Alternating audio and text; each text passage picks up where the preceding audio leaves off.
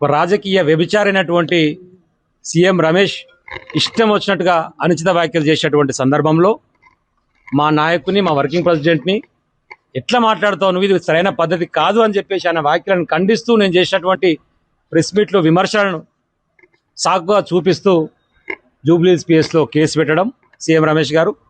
ఆ క్రమంలో జూబ్లీస్ పిఎస్లో ఎఫ్ఐఆర్ నమోదు చేసి 35B BNS కింద నాకు ఈరోజు నోటీసులు ఇచ్చి విచారణకు హాజరు కావాల్సిందిగా వారు రమ్మన్నారు.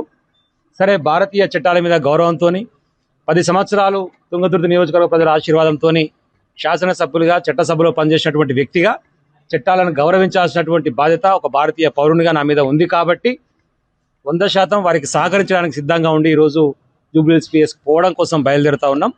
అక్కడ విచారణ జరిగిన తర్వాత మళ్ళీ ఈ అంశానికి సంబంధించి ఏం జరగబోతా ఉంది, ఏం చేయబోతా ఉంది అనేటువంటి విషయంలో మేము మాట్లాడడం జరుగుతుంది.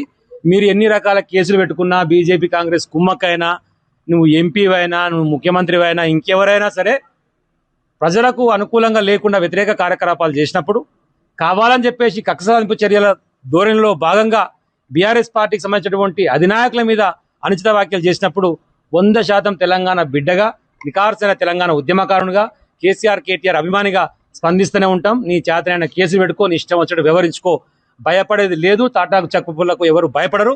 తెలంగాణ ఉద్యమంలో 172 కేసులు పెట్టుకొని 6 నెలలు జైలు పోయి కొట్లాడినటువంటి బిడ్డలం. కాబట్టి దేనికైనా తెగించి సిద్ధంగా ఉన్నామనేటువంటి విషయాన్ని మరొకసారి గుర్తు చేస్తున్నాం. ఇప్పటికే